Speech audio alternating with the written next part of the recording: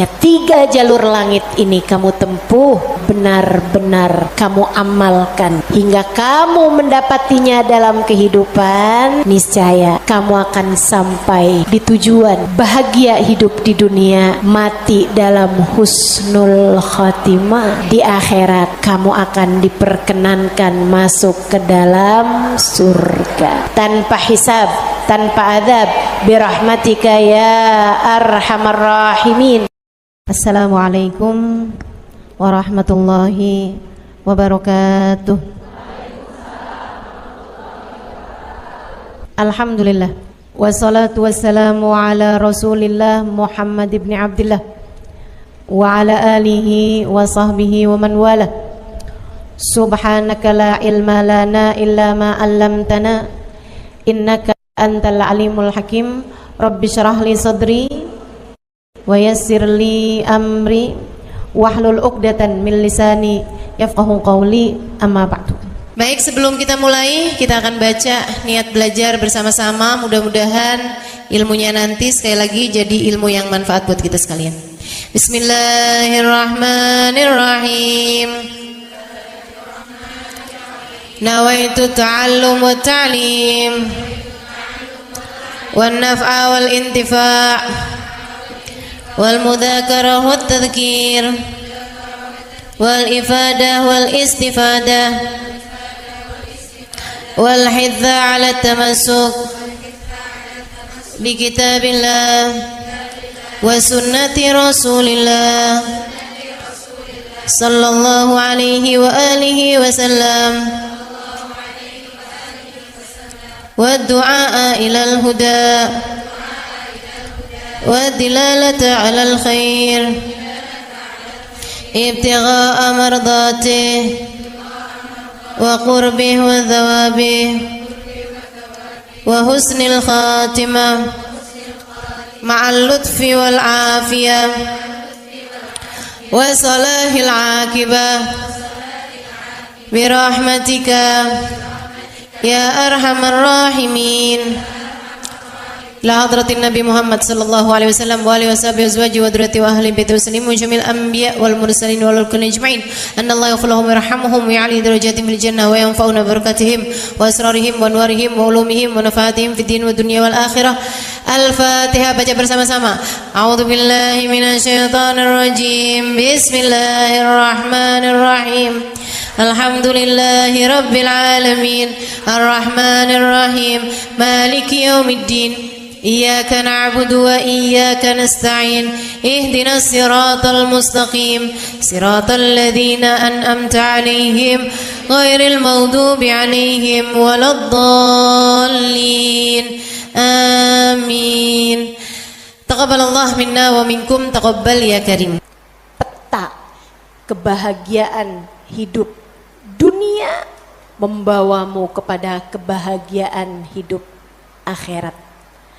Peta untuk membuatmu kenal kepada Sang Pencipta.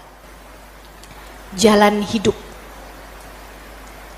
hidup yang dapat membawamu menuju surga. Ini namanya jalur langit. Yang paling rugi yang gak mau ngikutin peta ini. Yang paling sukses yang jalan hidupnya mengikuti peta ini, mengikuti jalur langit ini. Karenanya adik-adik, ibu-ibu, saudariku sekalian yang saya muliakan, izinkan saya di kajian pada siang hari ini menyampaikan padamu tentang bagaimana cara kita menempuh perjalanan menuju Allah Subhanahu wa ta'ala lewat jalur langitnya. Biar gak sumpek hidupmu di dunia, biar matimu husnul khotimah, biar di akhirat nanti dapat masuk surga. Bukankah itu yang kamu mau? Bukankah itu yang kamu inginkan? Adik-adik, bukankah itu adalah cita-citamu? Betul? bahagia di dunia, mati husnul khotimah, di akhirat masuk surga. Adakah keinginan lebih tinggi daripada itu? Adakah cita-cita lebih mulia daripada itu? Enggak ada. Mesti menempuh jalur langitnya, karena surga adanya di langit. Karena segala kebaikan-kebaikan turun dari alam langitnya Allah Subhanahu wa taala menuju ke alam dunia ini. Saat kamu rasa dadamu sesak di dunia, maka naiklah ke atas dan menengadahlah. Maka dada langit siap untuk merengkuhmu, menjadikan sesakmu tak lagi bernilai apa-apa. Sesakmu jadi lega, sesakmu jadi lega. Ayo nih, buat adik-adik yang kegalauan mulu dengerin saya. Buat ibu-ibu yang pusing mulu, terutama kalau lihat sisa saldo akhir bulan, dengerin saya. Simak baik-baik jalur langit. Gimana sih caranya kita menempuh jalur langit? Pertama,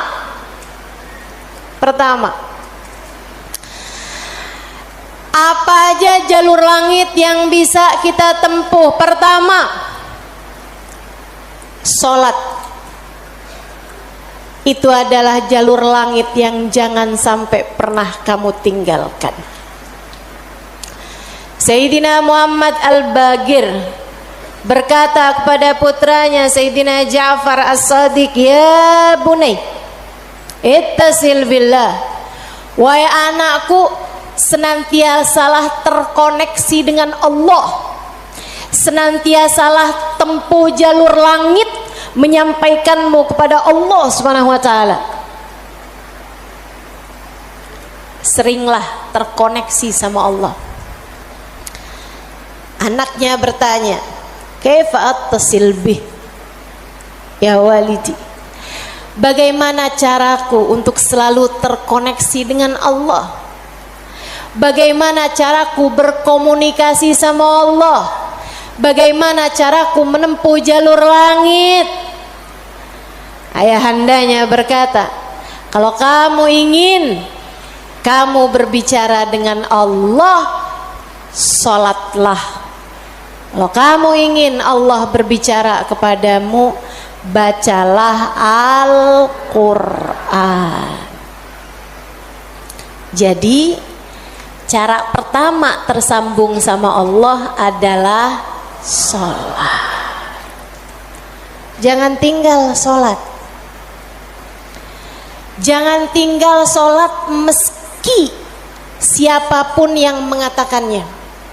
Misalnya ada orang gelarnya apa kek, profesor, doktor, belakang namanya juga ada banyak.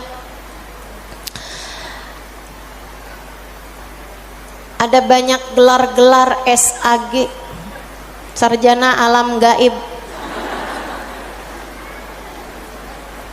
misalnya gitu. Tapi sebenarnya apa SAG itu ya? Sarjana agama. Oh, maafkan saya ya. Saudaraku sekalian yang saya muliakan, sepanjang apapun gelar yang dimiliki seseorang, kalau dia sampai mengatakan misalnya sholat itu sudah tidak relevan lagi di zaman sekarang. Agama ini semakin maju, karenanya makna sholat bukan seperti yang disampaikan para ulama. Misalnya dia ngomong begitu, sholat itu tujuannya mengingat Allah, aqimis sholata lidzikri.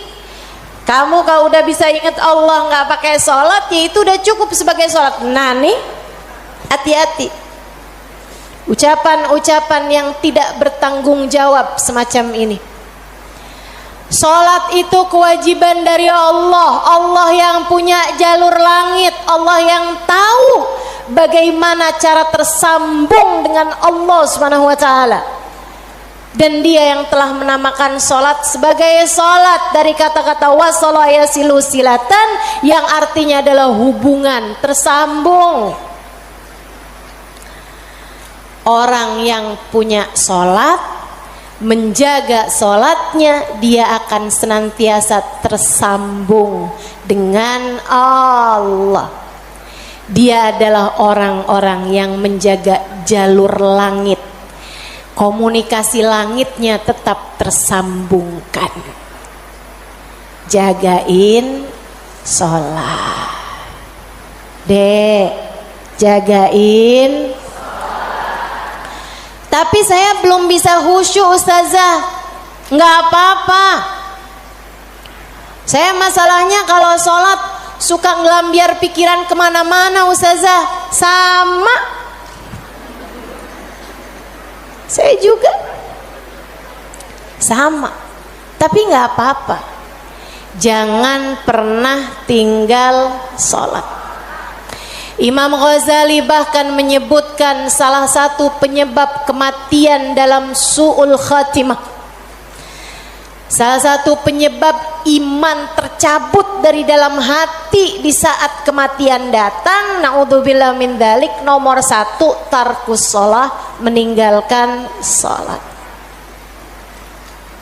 Tiang agama kita. Siapa yang salatnya benar, ibadahnya benar. Siapa yang ibadahnya benar, hidupnya benar. Siapa yang hidupnya benar, bakalan matinya benar. Siapa yang matinya benar, di akhirat dapat kehidupan yang menyenangkan. Karenanya mesti, harus, nomor 1 kamu benahi dalam hidupmu, jangan tinggal sholat. Sesibuk apapun kamu, sholat jangan tinggal, Dek. Sedang mengerjakan aktivitas penting semacam apapun, sholat jangan pernah tinggal, Bu. Jangan pernah tinggal sholat. Sebab orang kalau lagi ninggal sholat, bukan hanya karena dia nggak mau sholat, tapi karena dia tidak diizinkan Allah untuk menghadap kepadanya, telah diputuskan jalur antara dia dengan Allah Subhanahu wa taala. Naudzubillah min dzalik, jalur langit telah terputus darinya. Itu kayak punya HP tapi nggak ada sinyal, nggak bisa dibikin apa-apa HP-nya.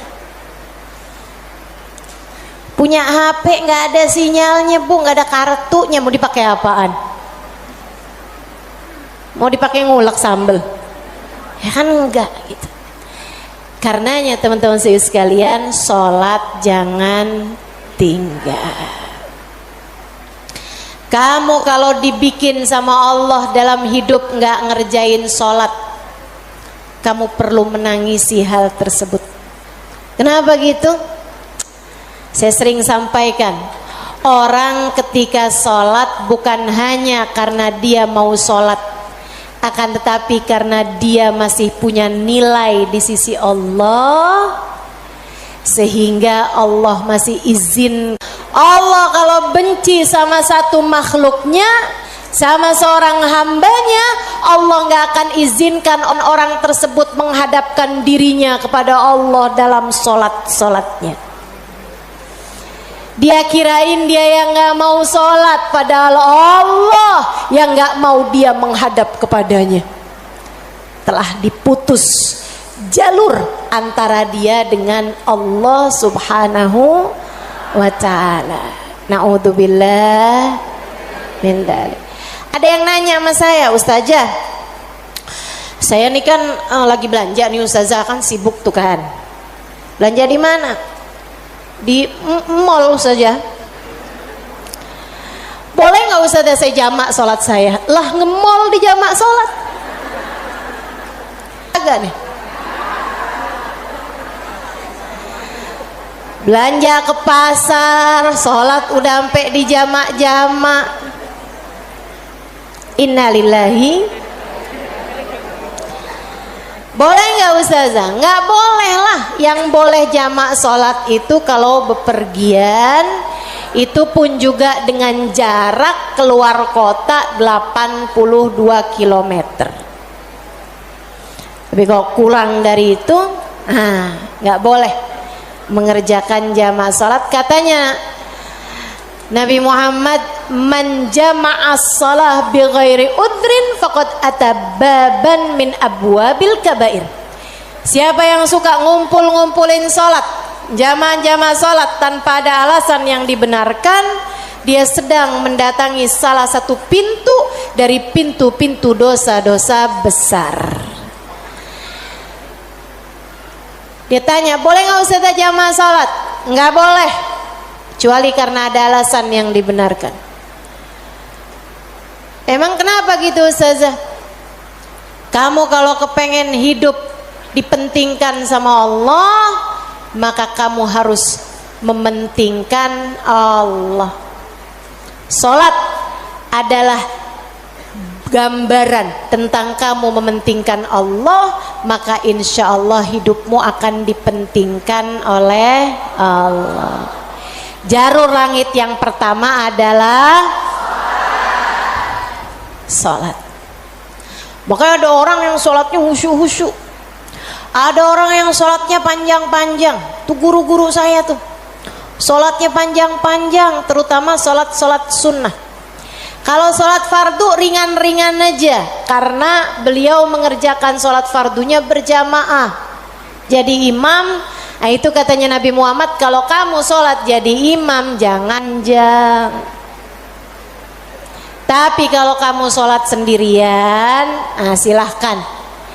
silahkan mau panjang kayak gimana pun silahkan balik. Kalau sholat jadi imam, Bismillahirrahmanirrahim. Jadi imam, Bismillahirrahmanirrahim. Jadi imam. Dalam sholat sendirian, Bismillahirrahmanirrahim. Jalur langit yang indah, jangan pernah jadikan doa hanya sekedar, sebab doa adalah semua yang kamu perlukan. Bu, Kak, Dek, Nak, dengerin saya. Kamu yang sekarang adalah hasil dari doa-doamu di masa lalu. Coba liatin dirimu itu. Kamu yang sekarang adalah hasil dari doa-doamu di masa lalu. Orang-orang besar yang kamu lihat sekarang ini adalah hasil dari doa-doanya di masa-masa lalu. Oh, kamu lihat, orang itu pinter banget ya. Adalah karena di masa dulunya, di masa kecilnya, di masa remajanya, ia selalu mengangkat tangan untuk minta dari Allah Subhanahu wa taala, Rabbi zidni ilman nafi'a. Ya Allah, tambahkanlah untukku ilmu yang bermanfaat. Ya Allah, ajarkanlah kepadaku ilmu-Mu. Ia selalu minta kepada Allah Subhanahu wa taala ilmu, sehingga Allah pun memberi kepadanya ilmu. Siapapun yang kamu kenal, orang-orang hebat-hebat yang ada di sekitarmu, itu adalah hasil dari doa-doanya di masa-masa lalu. Tinggal kamu lihat dirimu itu. Kamu pengen jadi kayak gimana? Tempuhlah jalur langit dengan perbanyaklah berdoa. Dan itu bukan hanya urusan dunia, urusan akhirat lebih jelas lagi. Sampai saya pernah dengar satu cerita, ada dua orang, ibadahnya di dunia sama, ibaratnya nilai rapotnya nih sama persis. Nilai rapotnya sama persis waktu hidup di dunia. Dua-duanya sama-sama soleh, dua-duanya. Akan tapi yang satu dimasukkan ke dalam surga, kan ke surga Firdausul A'la yang paling tinggi. dinaikkan di surga yang bawahnya, dia protes, ya Rob, dia nilainya sama loh sama saya, kenapa kok dia dikasih surga yang paling atas sementara saya di surga yang bawahnya? Walaupun surga tuh biar kata di emperan enak, tapi ya masa kamu mau minta surga yang emperan? Saudara sekalian, hadir majelis saja di emperan gak enak, apalagi di surga. Dia tanya sama Allah, ya Allah, kenapa kami berdua nilainya sama tapi dia dinaikkan di surga Firdaus yang paling tinggi sementara saya? Itu sebabnya Nabi Muhammad mengatakan, idza sa'altumul jannah fas'alu al-firdausal a'la. Kalau kalian lagi minta surga, jangan tanggung-tanggung, mintalah surga Firdaus yang paling tinggi. Gitu. Doa deh, doa, jangan ditinggal. Doa, doa, perlu banget. Kamu harus sering-sering doa. Ustazah, doa yang paling bagus apa? Lah doa itu urusan minta kok. Maka mintalah sesuai dengan apa yang kamu mau. Saya punya cerita indah yang diceritakan oleh salah satu guru saya beberapa bulan yang lalu ketika kedatangan beliau ke Indonesia, namanya Hubabah Syarifah bintul Habib Muhammad bin Abdul Haddar. Beliau datang dari Sewun, Hadramaut, Yaman. Saya menjadi penterjemah beliau kala itu, jadi saya ingat betul kisahnya. Salah satu dari kisah yang beliau ceritakan, kata beliau, ada seorang ibu-ibu datang kepada ayahanda saya. Ayahandanya seorang ulama terkemuka, namanya Habib Muhammad bin Abdullah Al-Haddar, guru dari guru saya, guru dari guru-guru saya, sekaligus ayah dari guru-guru saya. Ayahandanya Hubabah Syarifah, ayahandanya Hubabah Nur, ayahanda Hubabah Maryam. Habib Muhammad bin Abdullah Al-Haddar, pemilik Ribat Bayda di kota Bayda, Yaman sana itu. Sehingga sekalian, beliau seorang pendakwah, seorang yang mustajabud dakwah, yang doanya mustajab. Satu waktu ada seorang ibu datang dalam keadaan menangis terisak-isak kepada ayahandanya di saat Hubabah Syarifah sedang ada di sisi ayahandanya. Ibu tersebut bilang, Habib, tolong doakan anak saya, Bib. Anak saya bandel sekali, Bib. Saya susah banget. Ajakin dia sholat susah, ajakin dia kerjain kebaikan susah. Anaknya bandel, nggak mau denger apa kata saya. Tolong saya, Bib, doakan anak saya, apa yang harus saya lakukan? Beliau kemudian berkata, Bu, ibu kepengen anak ibu jadi anak yang soleh. Iya, Bib, pengen banget, banget, Bib. Ibu, doa seorang ibu untuk anaknya setara doa Nabi bagi umatnya. Maka doamu untuk anakmu lebih mustajab daripada doa siapapun untuk anakmu. Saya bisa bantu kamu buat doa, mintakan kepada Allah Subhanahu wa taala, akan tetapi doamu tentu lebih mustajab daripada doa saya untuk anakmu. Ibu dengerin, Bu. Jadi gimana saya, Bib? Ibu bangun di waktu malam, ibu tahajud beberapa rakaat, kemudian seperti kamu menangis di hadapan saya untuk minta anakmu didoakan oleh saya, menangis pulalah di hadapan Allah. Sampaikan kepada Allah apa yang kamu sampaikan kepadaku atau apa yang ingin agar saya sampaikan kepada Allah tentang anakmu, sampaikan pula itu kepada Allah Subhanahu wa taala. Baik Bib, pulang dikerjain. Nah itu perempuan kalau solehah gitu tuh, kalau dengar kebaikan sami'na, saya dengar kemudian saya patuhi. Ini yang dengar di sini juga insya Allah seperti itu. Apa yang didapat pada hari ini semoga dapat diamalkan. Yang pertama tadi jangan tinggal. Yang kedua tadi barusan ini perbanyak jalur langit.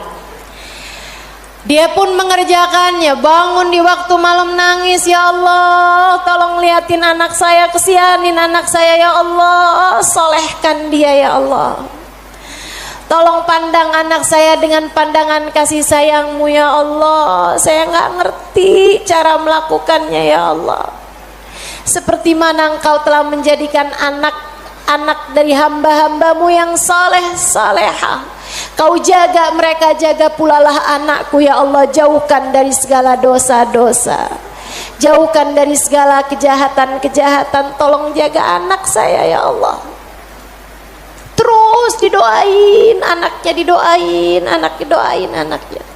Malam demi malam, malam demi malam. Dan Bu, Kak, Dek, Nak, doa itu bukan instan. Doa itu tidak seperti kamu nyeplok telur sekarang mateng sekarang, enggak gitu. Doa itu Allah mau lihat kesungguhan hatimu dalam meminta. Perlu waktu yang sering kali tidak sebentar, sebab Allah mau melihat kesungguh-sungguhanmu. Karenanya kalau doamu belum diijabah, jangan menyerah. Dek, kalau doamu belum diijabah, jangan nyerah. Kamu masih sangat mungkin untuk diijabah doamu selagi kamu tidak berhenti berdoa. Ingat-ingat ucapan saya.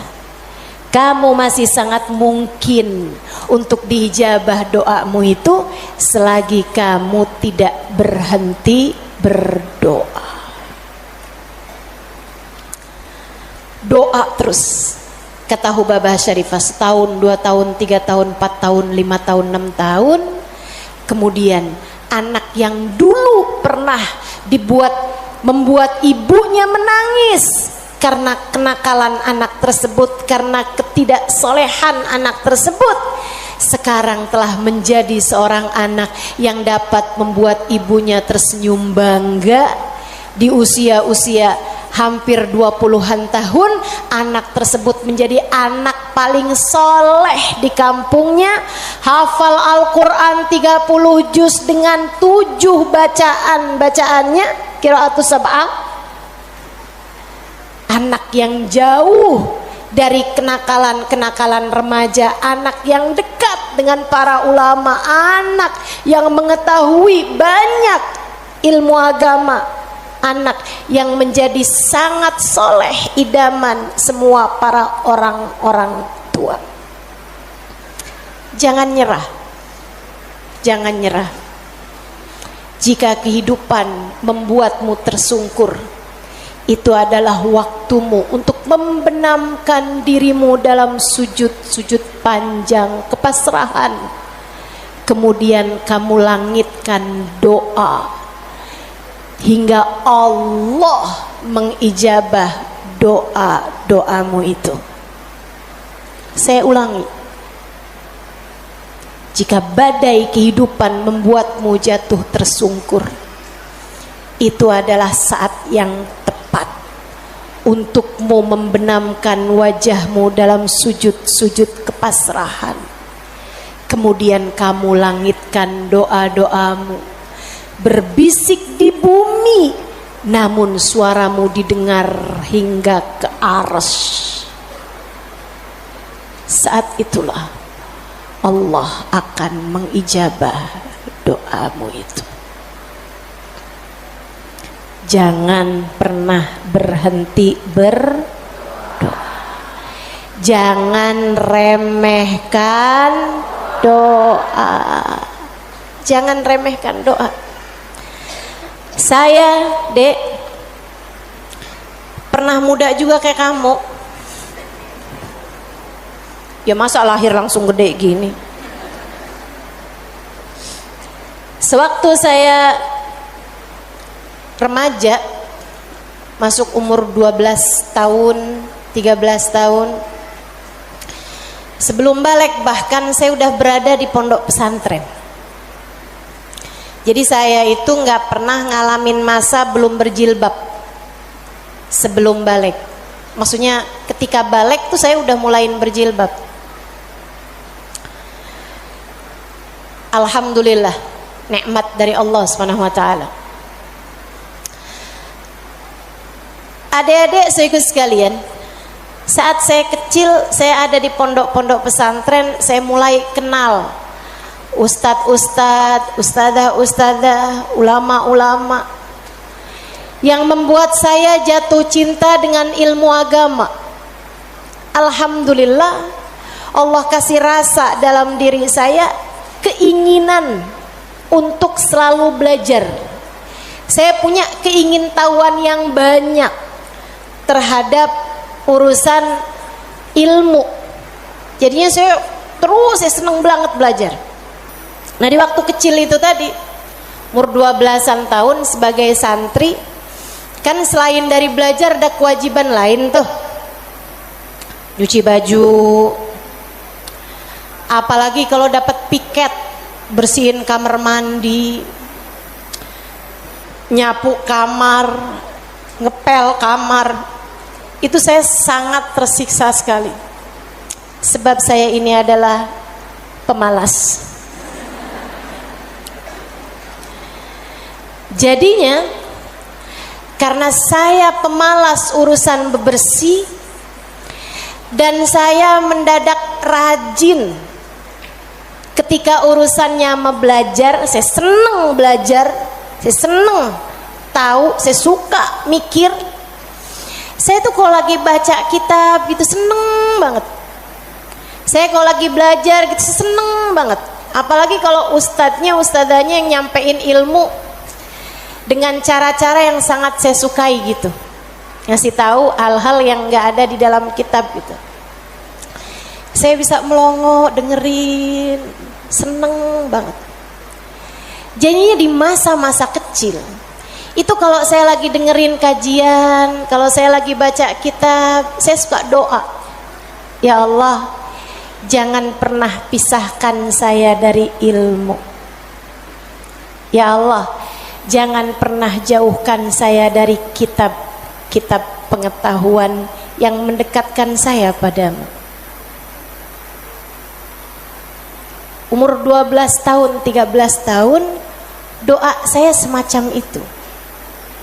Ayo nih adik-adik yang umur 16 tahun, ya Allah, kenapa kok saya nggak pernah ada yang nembak ya?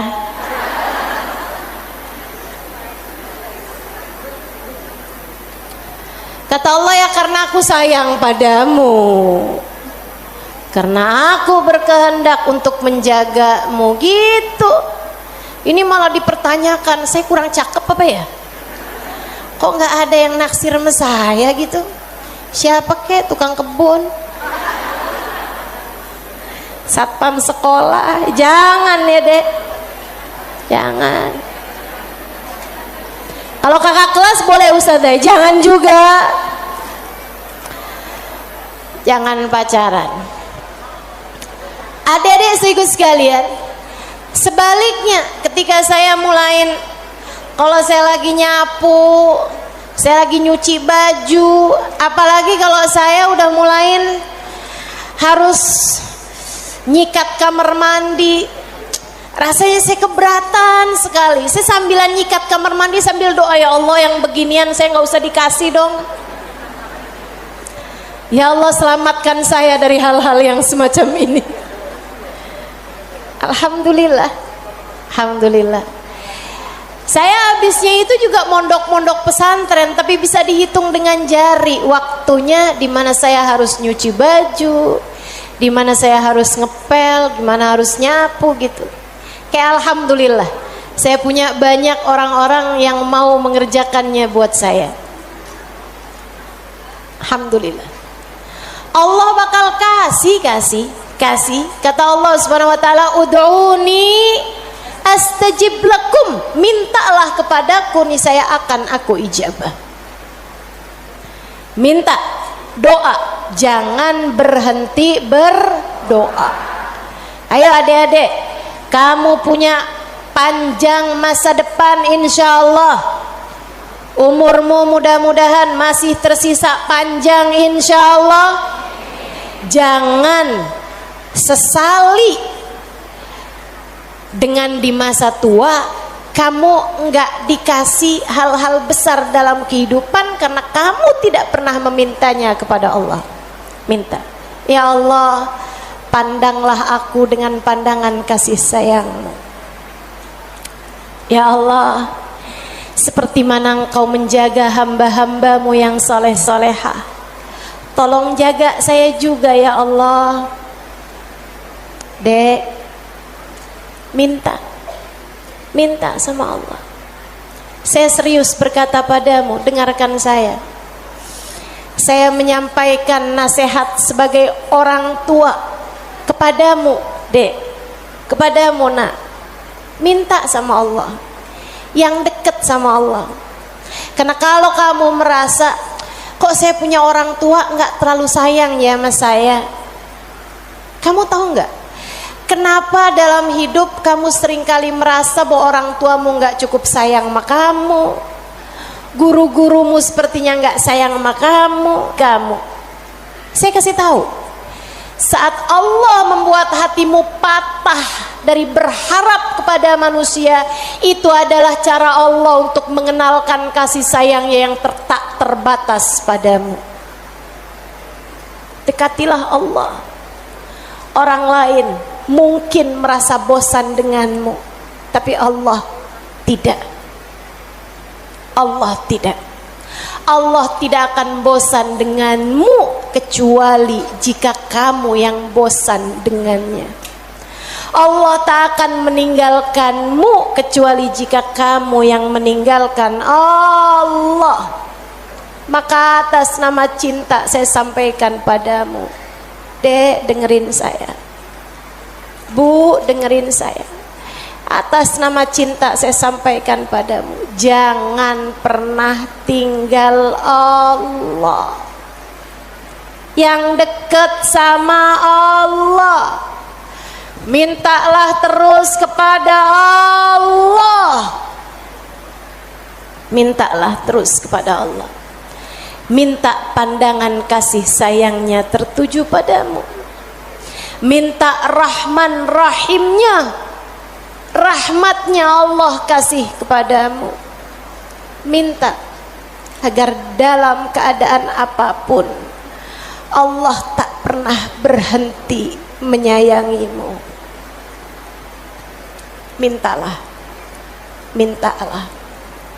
permintaan yang tak akan pernah kamu sesali. Nggak usah minta, ya Allah, jangan biarkan orang tua saya meninggalkan saya. Nggak usah. Kamu, Bu, jangan minta, ya Allah, jangan biarkan hati suami saya berpaling dari saya. Kamu mau minta juga, terserah. Tapi yang saya sampaikan padamu adalah bahwa hal yang semacam itu bisa kamu syukuri, bisa pula kamu sesali. Akan tetapi kalau kamu tidak ditinggalkan oleh Allah, sampai kapanpun tidak akan pernah kamu sesali, insya Allah. Jadi jalur langit yang harus kamu tempuh, yang pertama adalah, yang kedua adalah, yang ketiga adalah cinta kepada baginda Nabi besar Muhammad. Dan semua orang-orang yang menyampaikanmu kepada jalur langit, jangan putus hubungan dengan orang-orang soleh, dengan para ulama Allah Subhanahu wa taala. Saya akan sampaikan 5 menit lagi, kemudian kita akan segera akhiri majelis ini. Saudaraku sekalian yang saya muliakan, yang pertama jangan tinggal sholat, yang kedua jangan tinggal doa. Jalur langit yang ketiga yang harus saya sampaikan padamu adalah milikilah guru yang dapat menyampaikanmu kepada Allah. Milikilah jalur langit yang dapat menyampaikanmu kepada Allah. Cintai orang-orang soleh di atasmu hingga mereka menyampaikanmu kepada Nabi Muhammad. Kemudian Nabi Muhammad menyampaikanmu kepada Allah. Beliaulah tali Allah Subhanahu wa taala.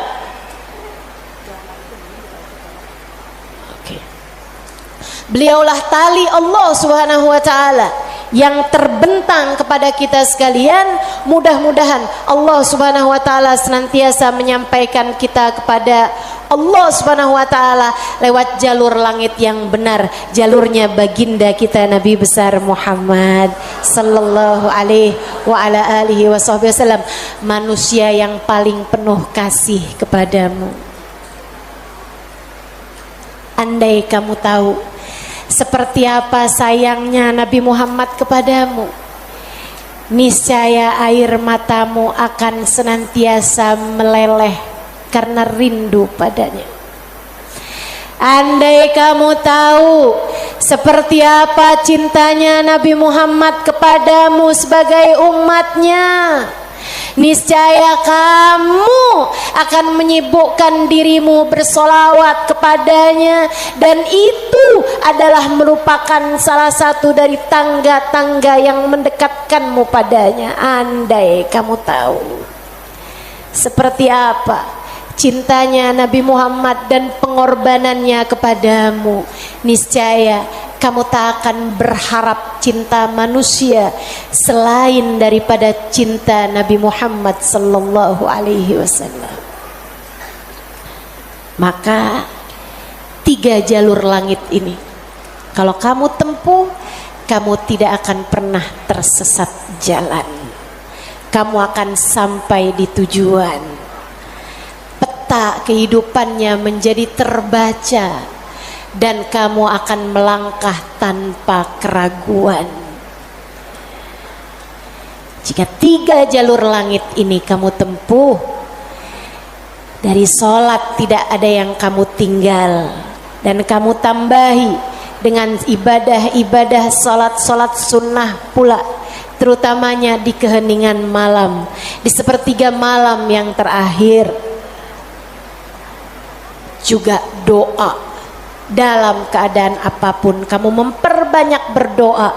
Saat kamu bersama dengan orang-orang saleh, saat kamu duduk di majelis-majelis ilmu adalah saat yang begitu indah untuk kamu berdoa meminta kepada Allah Subhanahu wa taala jalla jalaluhu wa ta'ala azamatu. Kamu jadikan doa tidak hanya sekedar, melainkan semua yang kamu perlukan.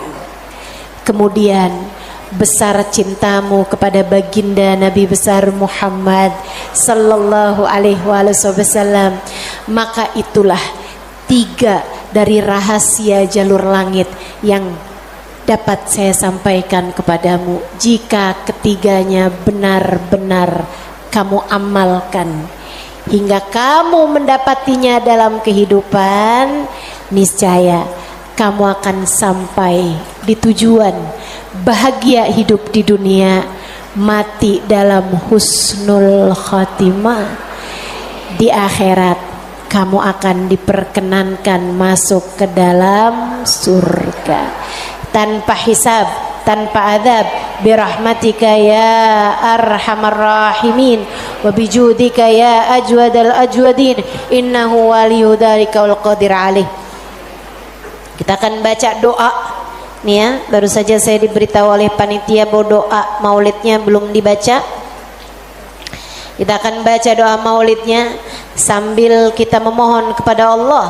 Semoga Allah Subhanahu wa taala mendekatkan kita dengannya insyaallah, dan mendekatkan kita dengan baginda kita Nabi besar Muhammad sallallahu alaihi wasallam. Allahumma salli wa sallim wa barik alaihi wa ala alihi sallallahu alaihi. Alhamdulillahi Rabbil Alamin. Allahumma salli wa sallim ala Sayyidina Muhammadin wa ala alihi wa sahbihi ajma'in. Amin. Wa laqad ashartu lin'ati man awsafuhu tuhyil quluba tuhayyijul asjana. Amin. Wallahu qad adna alayhi fama yusawil qawlu minna wa yakunu thanana. Amin. Lakinna hubban bisarairi qad alimati safwati rabbina wa ahadana. Amin. وإذ امتزجنا بالمودة ها هنا نرفع أيدي فقرنا ورجانا بالواحد الأحد العلي إلهنا متوسلين بمن إليه دعانا مختاره وحبيبه وصفيه زين الوجود به الإله حبانا يا ربنا يا ربنا يا ربنا بالمصطفى اقبلنا أجب دعوانا آمين. أنت لنا يا دخرنا في هذه الدنيا وفي أخرانا أصلح لنا الأحوال واغفر ذنبنا ولا تؤاخذ ربي إن أخطأنا واسلك بنا في نهج طه المصطفى ثبت على قدم الحبيب خطانا أرنا بفضل منك طلعة أحمد في بهجة عين الرضا ترعانا واربط به في كل حال حبلنا وحبال من ود ومن والانا المحسنين ومن أجاب نداءنا وذوي الحقوق وطالبا أوصانا الحاضرين وسعيا في جمعنا ها نحن بين يديك أنت ترانا ولقد رجوناك فحقق سؤلنا واسمع بفضلك يا سميع دعانا وانصر بنا سنة طه في بقاء الأرض واجمع كل من عادانا وانظر إلينا واسكنا كأس الهنا واشفي وعافي عاجلا مرضانا واقض لنا الحاجات. Silakan sebutkan hajat masing-masing. Assalamualaikum warahmatullahi wabarakatuh.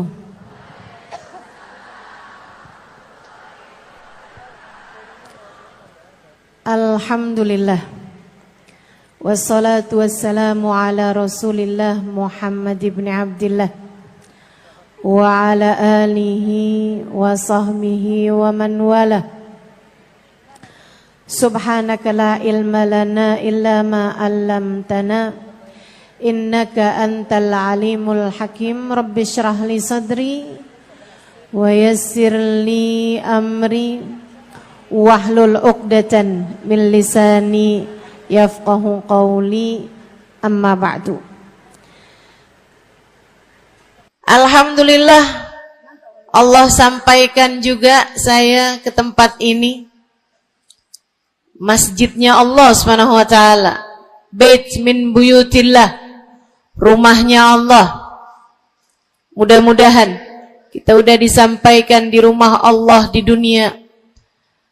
Allah sampaikan pula ke Baitullahil Haram di Mekkah, dan Allah sampaikan pula di tempat keridhaannya surga Allah di akhirat nanti insyaallah. Amin ya rabbal alamin. Rabbi la tukhzini yawma yub'atsun yawma la yanfa' mal wala banun illa man atallaha biqalbin salim. Kata Nabi Ibrahim yang Allah tuliskan dalam Al-Quran, ya Allah, jangan kecewakan aku, jangan buat aku susah pada hari di mana engkau membangkitkan hamba-hambamu. Nanti di akhirat saat manusia dibangkitkan, ya Allah, jangan buat saya susah, jangan buat saya kecewa. Yauma la yanfa' mal wala banun. Hari yang itu loh ya Allah. Hari yang tidak bermanfaat orang bawa harta. Hari yang tidak bermanfaat orang bawa anak. Yang bermanfaat hanyalah orang yang datang pada Allah biqalbin salim, dengan membawa hati yang selamat. Karenanya siapapun di antaramu yang akan menuju ke akhirat, semua dari kita menuju ke akhirat. Siapapun di antaramu yang kepengen di hari akhiratnya nanti menjadi orang yang tidak susah, menjadi orang yang tidak sedih, menjadi orang yang tidak kecewa, menjadi orang yang tidak ketakutan, menjadi orang yang berhasil. Siapa di antaramu yang kepengen di hari akhiratnya nanti berbahagia, bersukacita? Siapa yang kepengen di hari akhiratnya nanti bergembira?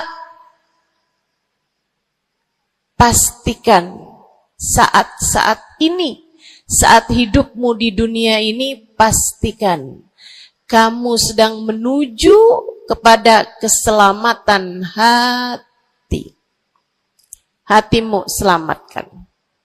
Hatimu selamatkan, teman-teman. Hatimu selamatkan.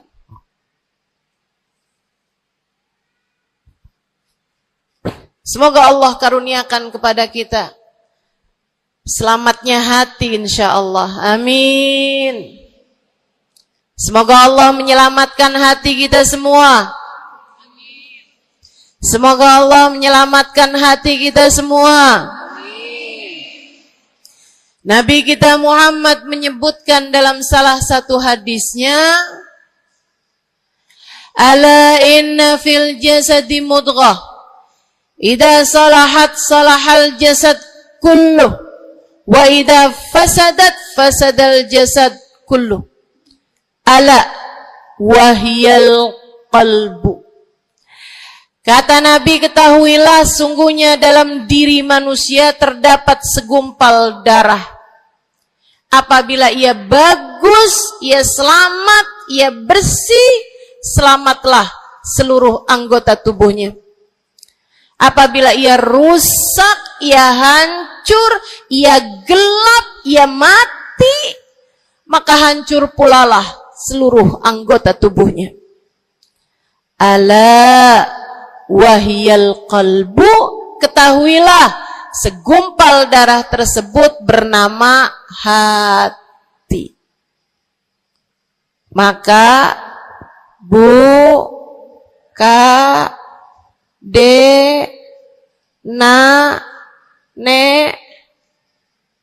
banyak nenek-nenek di sini.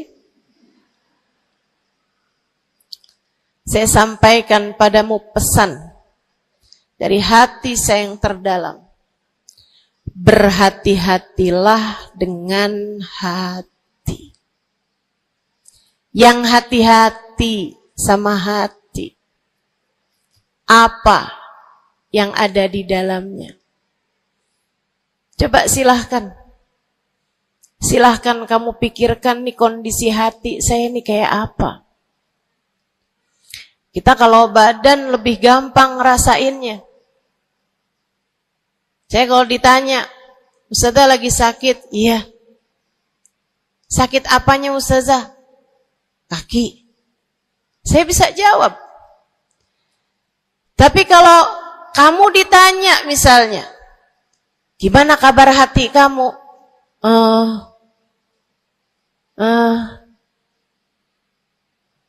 Gimana kabar hatimu? Sehatkah? Sakitkah? Atau bahkan sakaratul maut? Hatimu bercahayakah? Gelapkah? Atau bahkan mati? Bagaimana kabar hatimu, teman-teman? Bagaimana kabar hatimu? Innallaha la yanzur, kata Nabi Muhammad dalam hadis yang lain. Innallaha la yanzur ila suwarikum wala ila absyarikum, walakin yanzur ila qulubikum. Sungguhnya Allah tidak melihat kepada badan kalian. Allah tidak melihat kepada warna kulit kalian.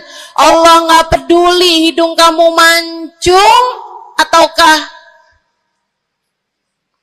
pesek. Allah nggak peduli kulit wajahmu mulus ataukah berjerawat. Allah nggak peduli kamu tinggi ataukah pendek. Allah nggak peduli warna kulitmu semacam apa. Yang Allah Subhanahu wa taala lihat, yang Allah Subhanahu wa taala perhatikan adalah hatimu. Adakah ia mulus? Adakah ia penuh dengan penyakit-penyakit? Yang Allah pandang darimu adalah hatimu. Nih, sekarang saat kamu duduk sama rata di tempat ini, teman-teman. Meskipun ada yang lebih tinggi, ada yang lebih rendah, tapi kita duduk nih sama-sama di tempat ini nih. Nilaimu di mata Allah bukan seberapa dekat jarak antaramu dengan saya. Nilaimu di mata Allah bahkan bukan bergantung dari jam berapa kamu datang. Ketika kamu sama rata duduk di tempat ini, yang Allah pandang darimu adalah hatimu. Sedang berada di manakah saat ini? Yang duduk di tempat ini sembari mikirin ntar pulang enaknya makan apa ya?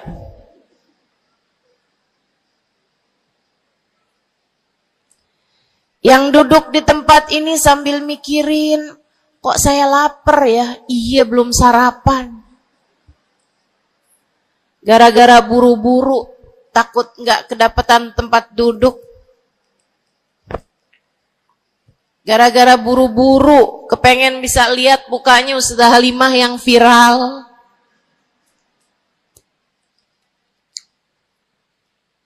Hatimu. Allah melihat darimu, nilaimu di hadapan Allah. Nilaimu di hadapan Allah saat ini bukan bergantung dari seberapa awal kamu datang, bukan bergantung pada hal-hal yang lainnya, akan tetapi yang Allah lihat darimu adalah hatimu. Adakah Allah di dalamnya? Adakah Allah di dalamnya? Adakah Allah di dalamnya? Pun demikian dengan kamu saat sholat, pun demikian saat kamu sedang sedekah. Semuanya masalah hati, teman-teman. Semua masalah hati. Kata guru saya Sayyidil Habib Umar bin Hafid, al-madar kullal madar fi salahil qulub. Urusan segala urusan, sumber segala macam urusan, dasar segala macam urusan ada pada bagusnya hati. Kalau udah hatinya bagus, bagus semuanya. Kalau udah hatinya busuk, busuklah semuanya. Semoga Allah selamatkan kita dari busuknya hati. Semoga Allah selamatkan kita dari busuknya hati. Amin ya rabbal alamin. Dunia, akhirat, masalah semuanya ada pada hati. Karenanya yuk kita bahas gimana sih caranya nyelamatin hati. Yang pertama, kalau kamu pengen tahu caranya nyelamatin hatimu, yang pertama,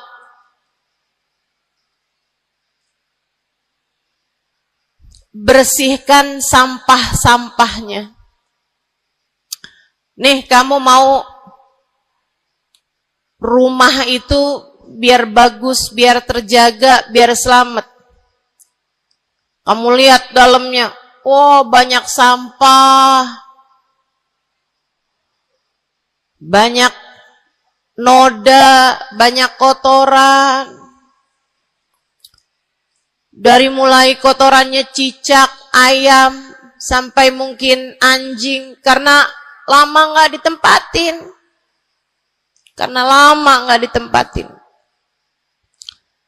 Ada banyak di antara kita yang kondisi hatinya semacam itu. Sampah begitu banyak dalam hatinya.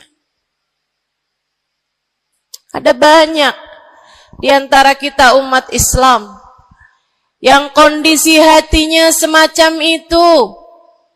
Begitu banyak sampah di dalam hatinya tersebut. Semoga Allah selamatkan semuanya. Amin.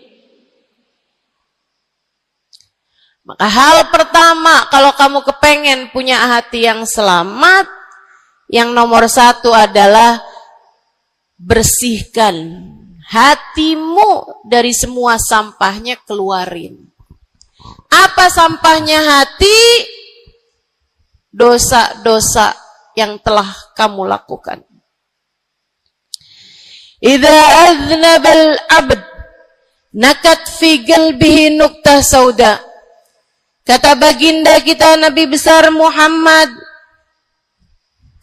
idza aznabal abd, ketika seorang hamba mengerjakan dosa, tertorehlah di dalam hatinya satu titik hitam. Sampahnya hati.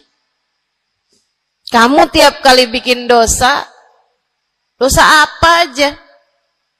Bukan hanya dosa besar, zina, bukan hanya dosa besar, minum minuman keras atau narkoba, bukan hanya dosa besar, judi atau riba.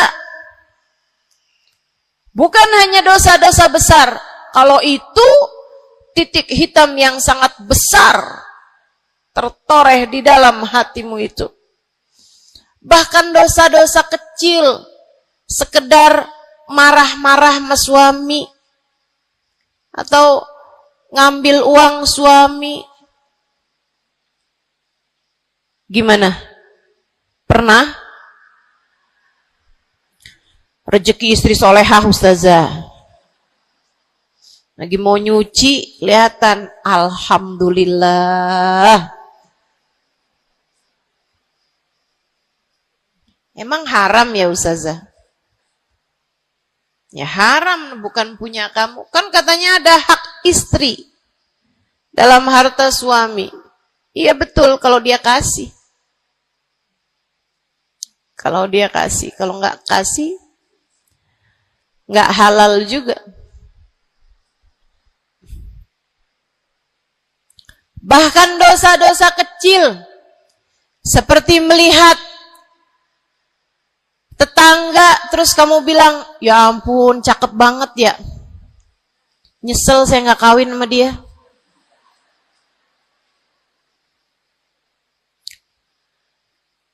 Dosa. Seperti memandang seseorang dengan pandangan menghina. Seperti membicarakan aib orang lain.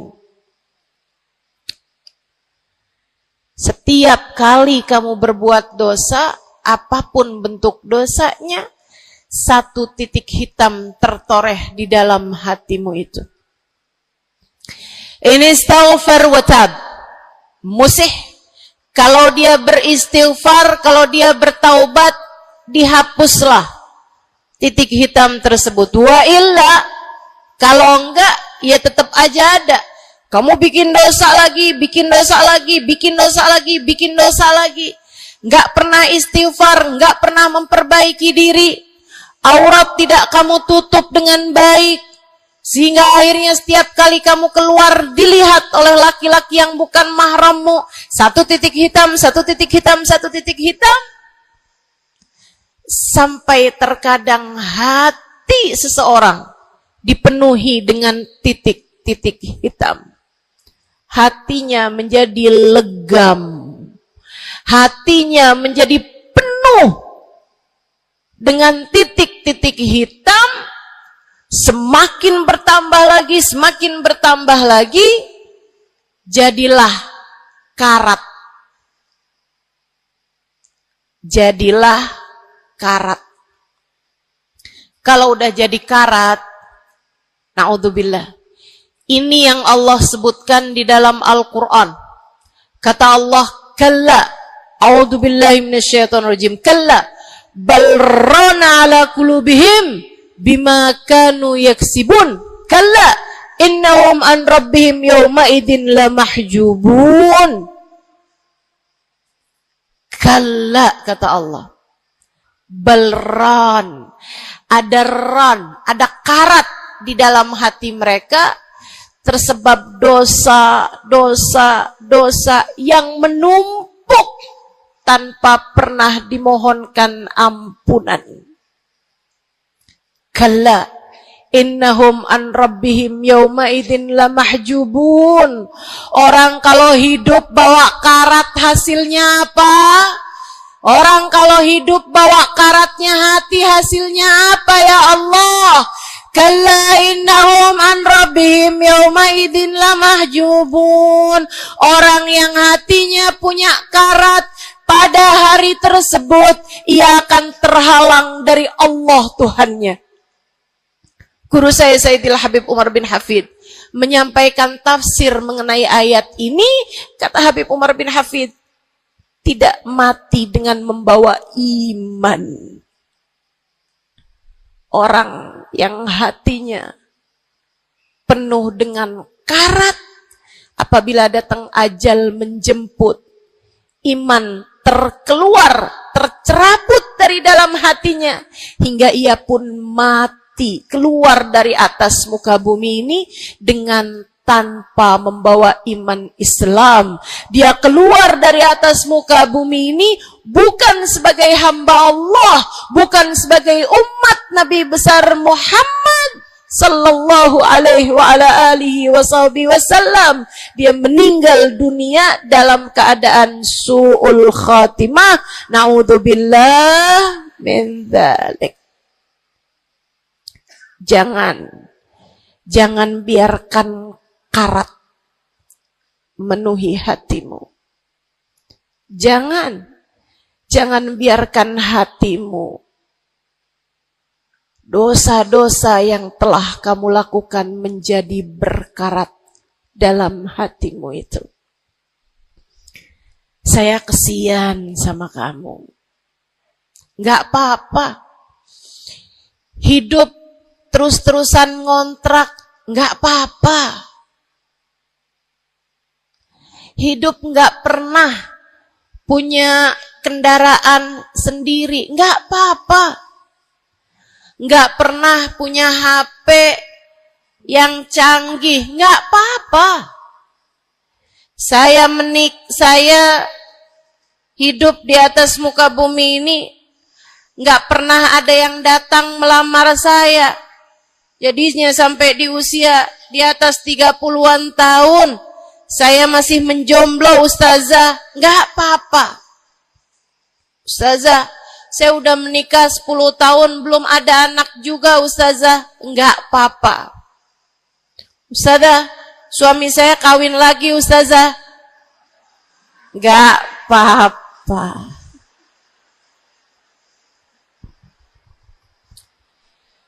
Hidup di dunia ini, apapun yang terjadi, semuanya hanyalah sementara. Kamu hanya perlu memastikan agar tatkala datang ajal menjemput, kamu punya modal. Dan modal utamanya yang nomor 1 adalah hati yang bersih. Hati yang selamat.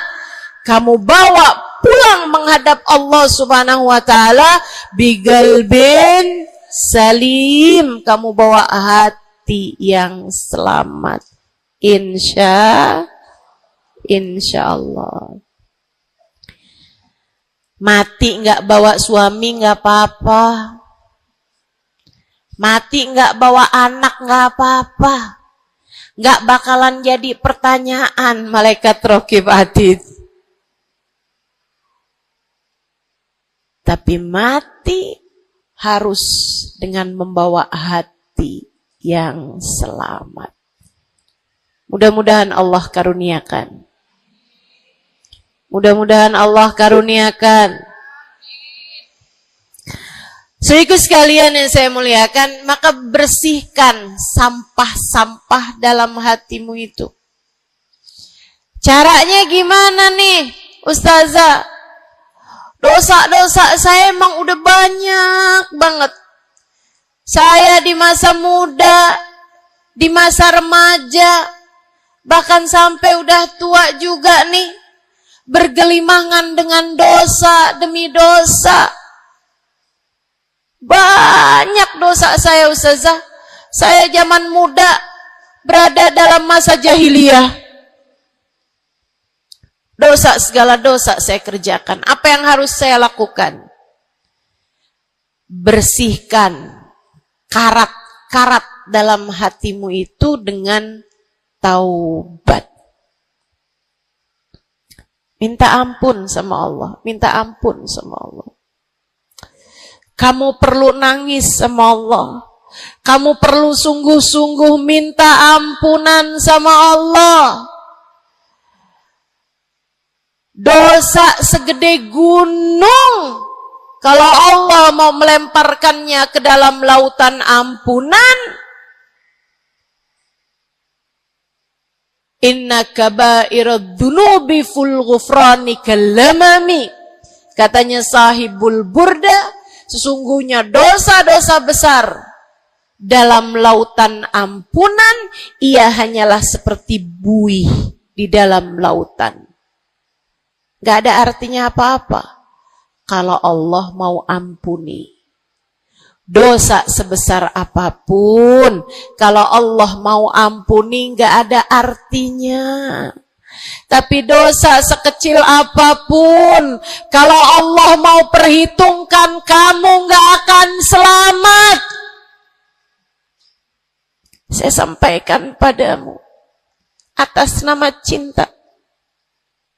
Dosa sekecil apapun yang kamu lakukan,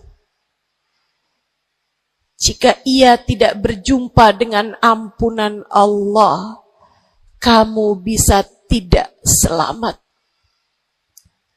Iblis nyembah Allah 70.000 tahun lamanya.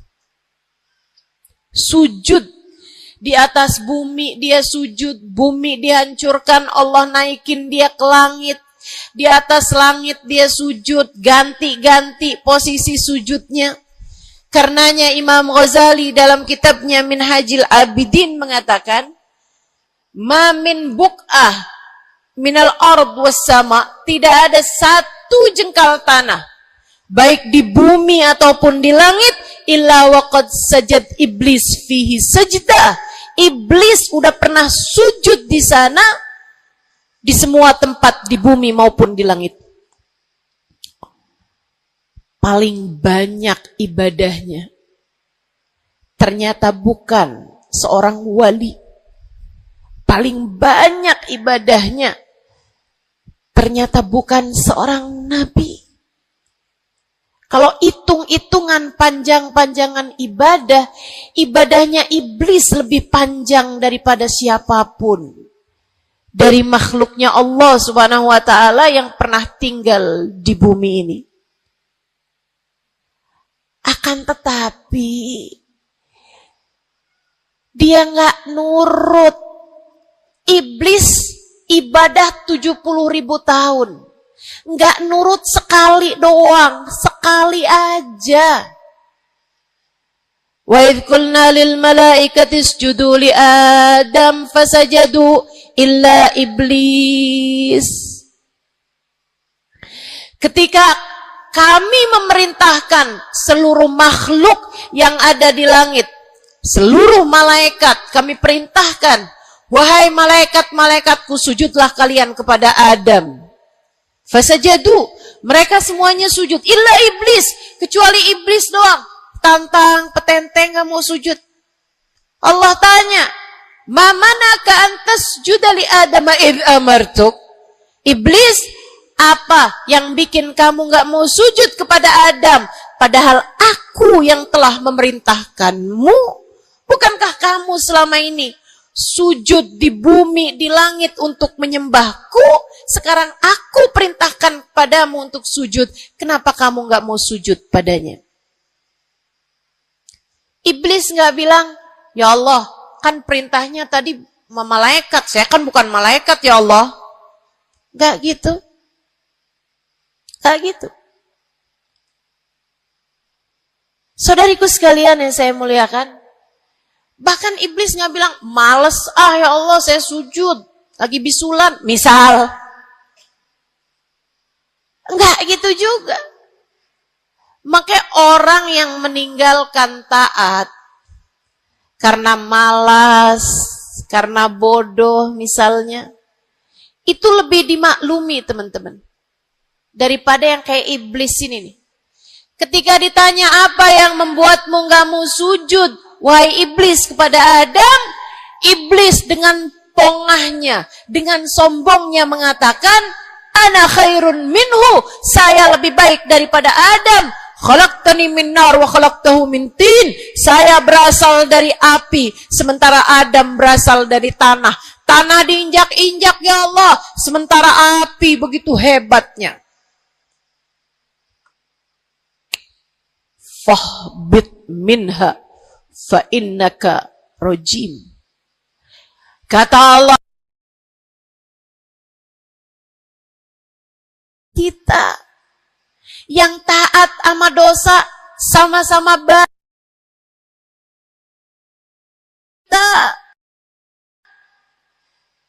Yang mungkin dosa kita lebih banyak daripada taat kita. Kayak katanya Habib Ali Habsyi, kadang ada orang Islam, malaikat raqib yang nyatet pahala nganggur berbulan-bulan.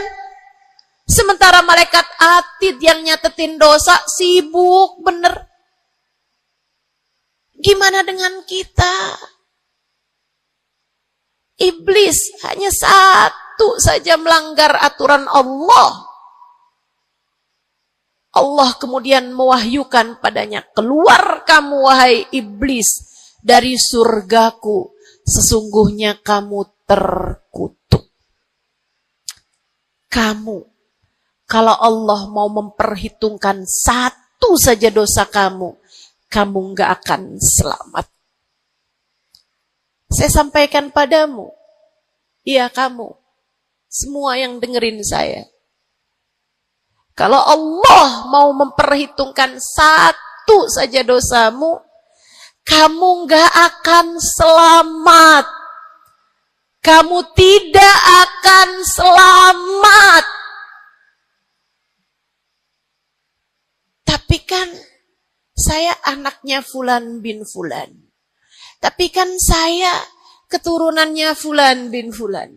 Tapi kan saya istrinya Fulan bin Fulan. Bu, Kak, Dek, Nak, nggak selamat siapapun kamu. Anaknya Nabi Nuh, nabinya Allah tenggelam. Pamannya Nabi Muhammad, paman baginda kita Nabi besar Muhammad, Abu Lahab, Allah tuliskan kehancurannya, kecelakaannya, kebinasaannya di dalam Al-Quran. Mau siapa yang kamu andalkan? Tapi kan saya udah banyak bikin taat, saya tiap malam bangun tahajud.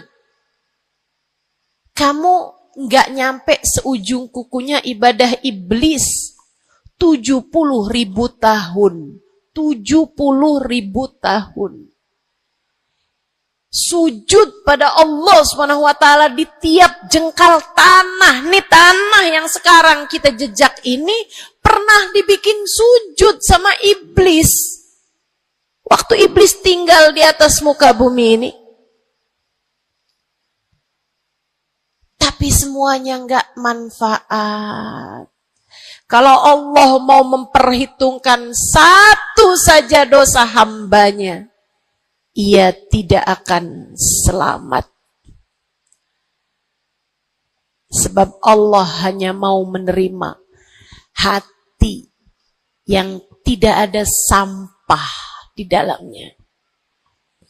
Sebab hanya berkenan menerima hati yang tidak ada noda-noda di dalamnya.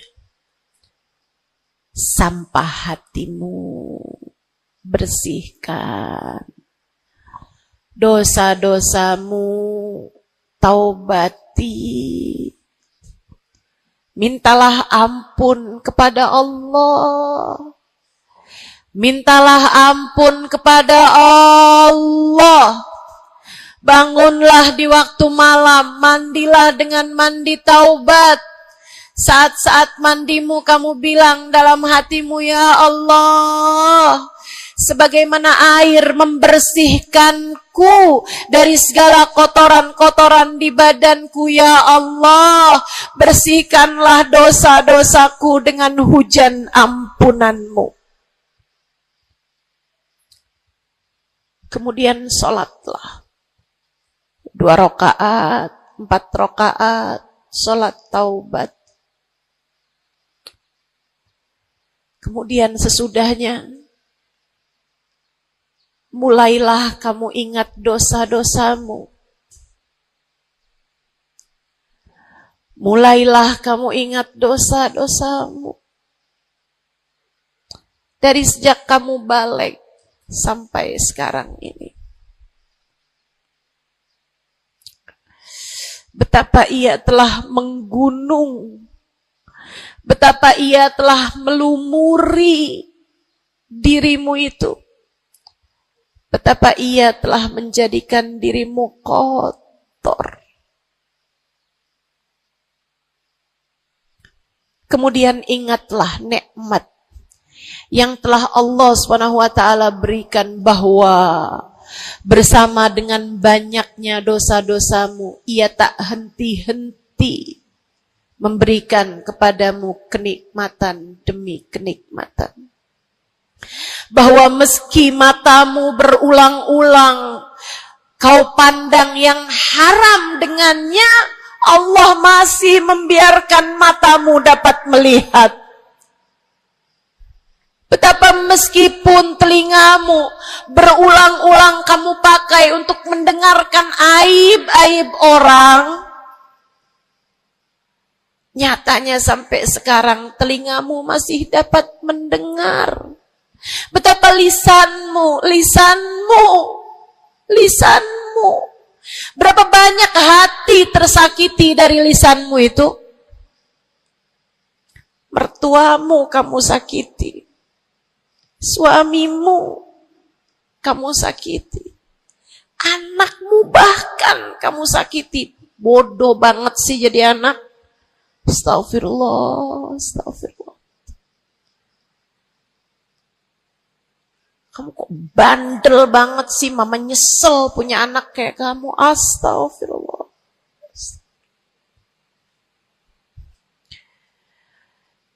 Betapa lisanmu menyakiti hati tetanggamu, saudara-saudarimu, sahabat-sahabatmu, orang-orang di sekelilingmu, merasakan gangguan dari lisanmu itu, tersakiti dari lisanmu itu. Tapi meskipun entah sudah berapa banyak dosa tercatat dari lisanmu, Allah masih tetap membiarkan lisanmu dapat berbicara sampai saat ini. Nikmat tak henti-henti Allah berikan kepadamu, bukan? Betapa durhakanya diri kita. Namun betapa penuh rahmatnya Allah kepada kita. Betapa berlumurannya kita dengan dosa-dosa. Namun betapa Allah bersama dengan segala dosa-dosa yang kita lakukan, tak henti-hentinya membanjiri kita dengan kenikmatan. Wa in ta'uddu ni'matallahi la tuhsuha. Kalau kamu mau hitung nikmatnya Allah, kamu tak akan pernah mampu menghitungnya. Sesudah kamu ingat-ingat dosamu, kamu ingat nikmat Allah kepadamu, kamu ucapkan seperti ucapan baginda Nabi Muhammad. Allahumma anta rabbi, la ilaha illa anta khalaqtani wa ana abduka wa ana ala ahdika wa wa'dika mastata'tu a'udzu bika min syarri ma sana'tu abu'u laka bi ni'matika 'alayya wa abu'u bi dhanbi faghfir li fa innahu la yaghfiru dzunuba illa anta. Ya Allah, Engkau adalah Tuhanku. Tak ada Tuhan kecuali Engkau. Aku adalah hamba-Mu yang Kau perintahkan buat taat, yang Kau perintahkan untuk menepati janji semampuku. Ya Allah, aku berlindung dari buruknya perbuatan yang telah aku lakukan. Begitu buruk, begitu jelek dosa yang telah aku perbuat padamu, ya Allah. Abu'u laka bi ni'matika 'alayya. Ya Allah, Engkau selalu datang padaku dengan berbagai macam kenikmatan-kenikmatan. Wa abu'u bi dzambi, sementara aku selalu datang padamu dengan dosa demi dosa. Faghfirli, ampunilah aku ya Allah. Fa innahu la yaghfiru dzunuba illa anta. Bukankah tak ada yang dapat mengampuni dosaku selain Engkau ya Allah. Minta ampun sama Allah. Minta ampun sama Allah. Yang serius, menangislah di hadapannya. Menangislah di hadapannya. Dalam keheningan malam saat tiada sesiapapun yang melihatmu. Jauhkan dulu apapun yang dapat membuatmu kehilangan konsentrasi. Jangan lagi khusyuk-khusyuk begitu tiba-tiba kedengaran suara Shopee.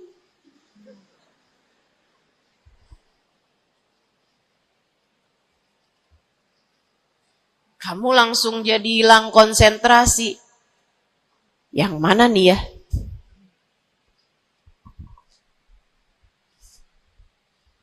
Bismillah.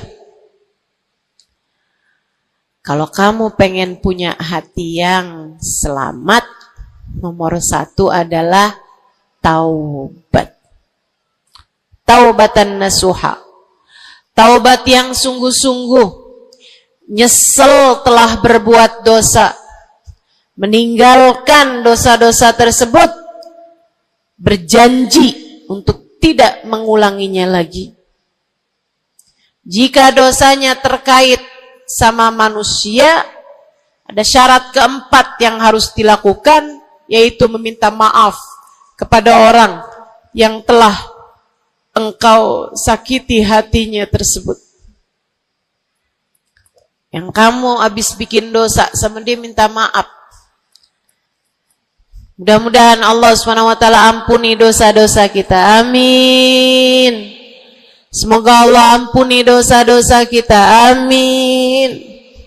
Ketika ada seorang ulama ditanya, "Ya Syekh, wahai Syekh, Kalau saya nih punya banyak hajat nih, punya banyak permintaan, tapi waktunya sempit buat doa. Doa apa yang seharusnya saya panjatkan? Misalnya nih, lagi sebentar nih, bisa kepegang Hajar Aswad. Lagi sebentar nih, bisa ada di depan Ka'bah. Lagi sebentar nih, bisa ada di dekat makam Nabi Muhammad sallallahu alaihi wasallam. Sesudah kita ucap salam kepada baginda Nabi.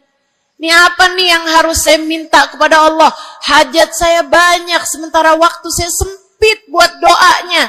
Apa yang harus saya mintakan?